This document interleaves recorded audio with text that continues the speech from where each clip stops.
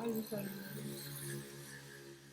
Eh bien, on va faire la lecture ce soir, hein, parce que ce matin, je ne pouvais pas. Je me suis réveillée trop tard. Et voilà.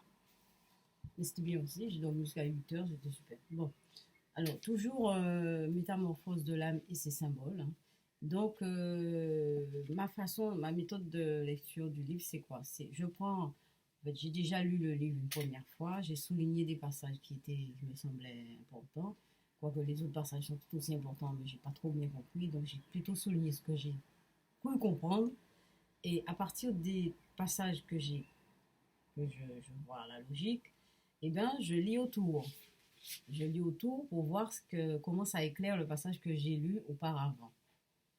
Vous voyez, donc la dernière fois, je vous ai lu un passage sur Dieu. Et là, je vais aller plus loin, enfin un petit peu plus haut, et vous allez voir ce qu'il dit de Dieu. Alors la question de l'existence d'un être suprême reste donc entière. On serait profondément déçu si l'on espérait en trouver une solution dans cet ouvrage. On ferait, on ferait erreur si l'on s'imaginait l'y avoir trouvé.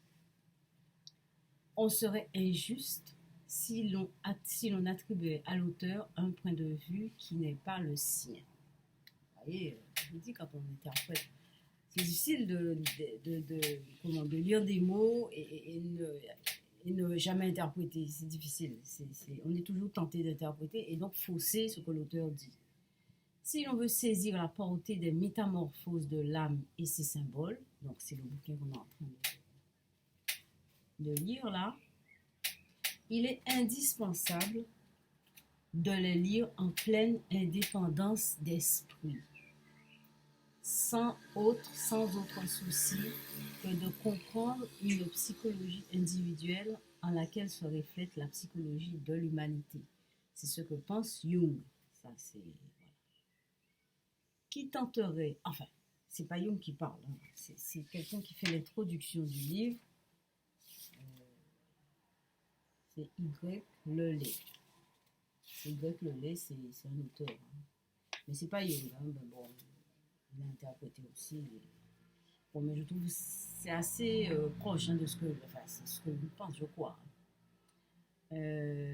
Donc, d'y découvrir, alors, il est indispensable de le lire en pleine indépendance d'esprit, sans autre souci que de comprendre une psychologie individuelle en laquelle se reflète la psychologie de l'humanité. Qui tenterait d'y découvrir, comme l'ont fait autrefois certains penseurs, un chemin nouveau conduisant au vieil évangile, fausserait sans profit une œuvre dont le grand mérite est d'être simplement humaine, car c'est uniquement à ce qu'il y a d'humain dans la religion que s'intéresse Jung. Si quelque chose ressort nettement de cet ouvrage, c'est précisément le caractère essentiellement humain des manifestations religieuses. Nous disons bien des manifestations religieuses. Il se peut que certains en soient choqués, y voient un danger pour leur propre croyance. Peu importe, les références personnelles n'empêcheront jamais un phénomène d'être ce qu'il est. Et effectivement, la dernière fois, on avait le passage qui suit. Un des grands mérites de Jung est d'avoir su montrer que psychologiquement, en dépit de la diversité de formes qu'ils peuvent présenter, les nombreuses religions humaines se ressemblent profondément. Voilà, c'est ce que je vous avais lu la dernière fois. Donc ma méthode, c'est justement, alors le passage que j'ai lu ce soir, prochainement, eh bien, je vais fouiller en amont pour voir ce qu'il dit de ce passage-là. Et là, à ce moment-là, je vais vous le lire et je vais faire le lien après avec le passage que j'ai lu aujourd'hui. Donc ça veut dire que je remonte. En fait, c'est comme si je remontais, je vais en amont. Comme ça, on aura d'autres explications. Ok, ben sur ça, je vous laisse. Bonne méditation pour la nuit. À demain.